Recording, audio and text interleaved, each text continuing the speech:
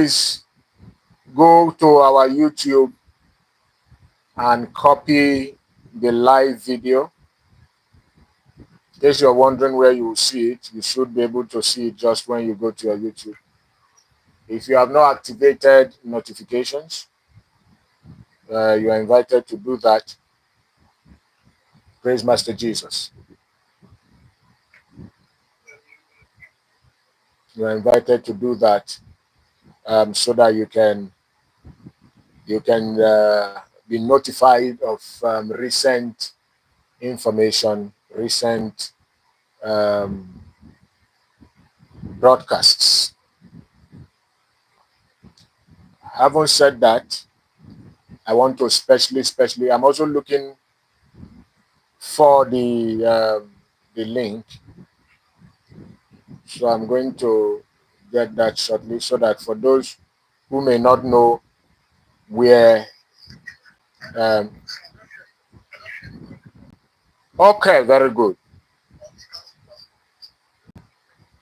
Very good. Oh, great. Okay, so you can copy it and also see what the Lord is doing. Let every other person, in your space partake of it, and the name of God is glorified. With that said, I want to especially welcome us to Giants Assembly today. God has been doing great things for us, whereof we are glad.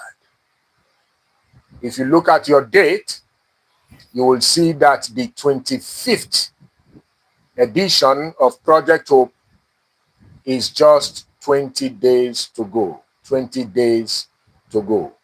In 20 days' time, of course, by this time of 20 days' time, we would have wrapped up the mission.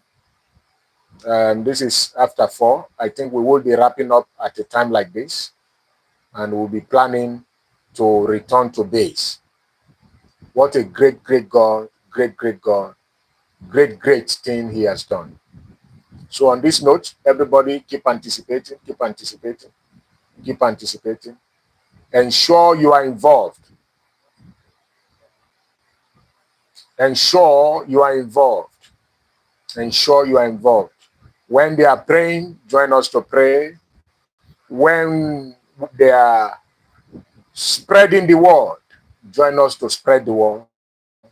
Whatsoever we are doing to advance this assignment, ensure that you are doing same. Because the gospel is preached. Great was the company of them that published it. We are a commonwealth of kingdom publishers, and we are here to advance God's kingdom on the earth. Every step we take, every move we make is towards the advancement of the kingdom of heaven. You see it now. So let us all prepare. Last year, you will recall, exactly the same time, or last year was 31st, Saturday last year, the last Saturday of August last year fell into August 31st. We were complete what he started, and we have answered the call long before now. Everybody be excited. It's not of him that willeth, nor of him that runneth, but of God that sheweth mercy. He said, faithful is he that calleth you, who also will do it. Faithful is he that has called you, faithful is he that has called me, who also will do it, who also will do it, who also will do it. So let's be excited. Last Sunday, we commenced our teaching series for August. August being our month of hope, which we titled Agents of Hope to the World. Today is a part 2 of that very great, message from God. Agents of Hope to the World. And our reading for the month is taken from Matthew chapter 5, from verse 13 to verse 16. Matthew chapter 5, from verse 13 to verse 16. Make sure you have shared the YouTube link. Let somebody be blessed. Let somebody be blessed through you. Let somebody be blessed. Don't forget, we said God gave the word. The word was preached. Great was the multitude with the company of they that published it. Matthew chapter 5 from verse 13 to 16. It said, ye are the salt of the earth. We are on earth for a mission. If you see somebody who knows where they are going, you will know. You don't need to ask them, do you know where you are going? They on their own, by the actions they take, you will know. So permit me to ask you, where are you headed? Where are you going? He said, ye are the salt of the earth. But if the salt has lost its savor, wherewith shall it be salted? The destiny of salt is to add seasoning, taste, color, excitement. If the salt has lost its savor and taste, it is therefore good for nothing, but to be cast out and to be trodden under the foot of men. Ye are the light of the world. A city that is set on a hill cannot be hid. Is your light shining? What impact are you really making in this world? Yes, you are a Christian. Yes, you go to a Bible-believing church. Yes, you are part of us in the Global Hope Movement. But the question is, are you really making impact? Are you really living the life that God has ordained for you and me to live? A city that is set on a hill cannot be hid. Neither do men light a candle and put it under the bushel, but on the candlestick, and it giveth light unto all that are in the house. Are you giving light to your world? Are you a light bearer who is being lightened by your light? Are you a part-time impact maker or a full-time impact maker? What impact are you really making? Are your dreams only centered around you and yourself alone? Since the year began, what is your record in heaven? He said, by their fruits we shall know them. You don't light up, you don't kindle a candle or put light in a lantern and then you throw it under the table. The destiny of light, I've always told us, is to shine. He said, let your light so shine before men that they may see your good works and glorify your Father who is in heaven. And last week we saw that we are not only carriers and givers of hope, we are hope personified entities. We are the last hope of a dying world. If we fail, all hope is lost. We cannot fail. That is why we will never tire, we will never retire, we will never relent, no matter what it takes, in advancing the assignment of hope to the world. And as you know, little by little, stone by stone, brick by brick, God is making the difference through us. We are hope personified entities in this world. This is an immense responsibility, and we must remain committed to it, even with our dying breath.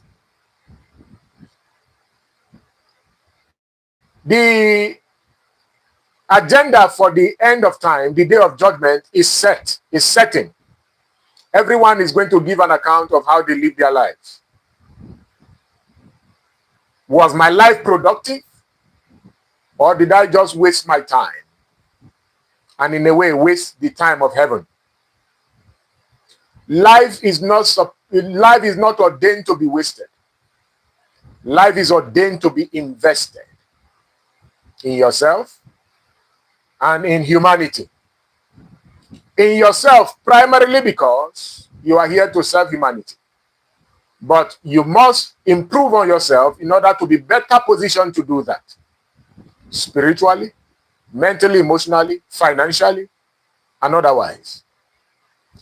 So self-development for people in our clan or in our tribe is not driven by the perspective of the world.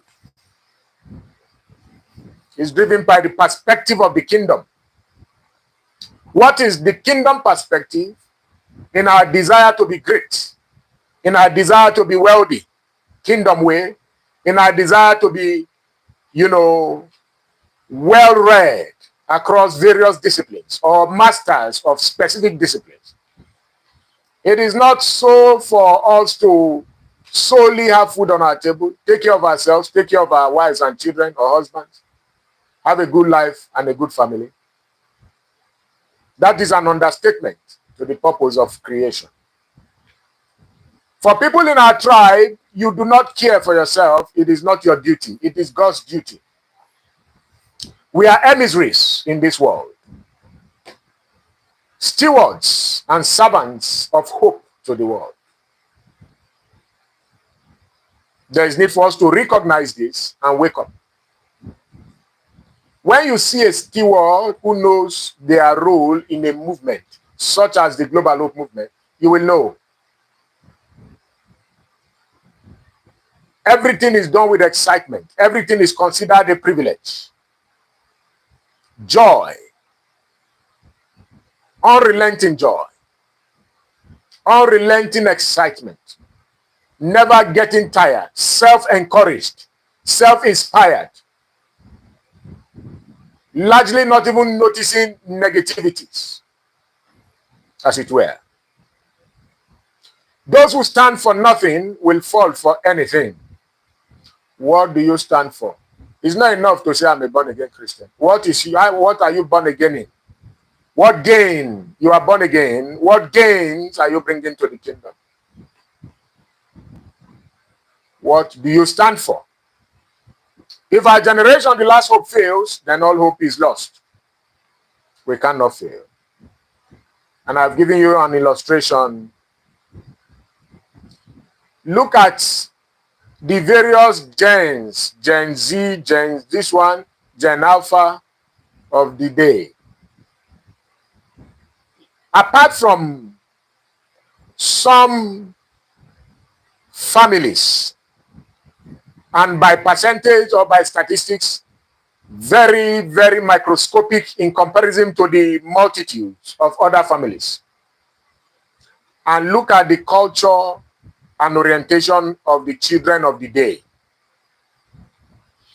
You will find out that it is appearing as if the last generation that escaped absolute decadence may be our own generation, people at our age range. If you like, you can say from 25 to 40 or anywhere around that equation. But then even in our age category, there is a very huge decadence on the other side. How many of your friends, old school mates, and so on and so forth, are living a life worthy of the kingdom? By reason of character and general choice and perspectives to life. And yet we are saying it appears as if the generation that escaped is looking as if it is ours. Because if you see the reality today in the generation, the vast majority of the generation following us, all the various gens, you know that there is fire on the mountain. There is fire on the mountain. Are we following? There is fire on the mountain. The environment is no longer conducive even to give birth to children. Look at our fathers and our mothers. Of course, a lot could be said about how some of them succeeded and how some of them failed. But their generation, compared to us and the one following us, we can comfortably conclude that morality was at its peak. Our mothers, who were, as it were, on the average, very hardworking, found a way to sustain their homes. So, mothers in our parents' generation could be referred to as the main home builders. These things vary from family to family, from place to place. But we are looking at certain generalizations with respect to the exceptions. And you could see that in the category of our parents,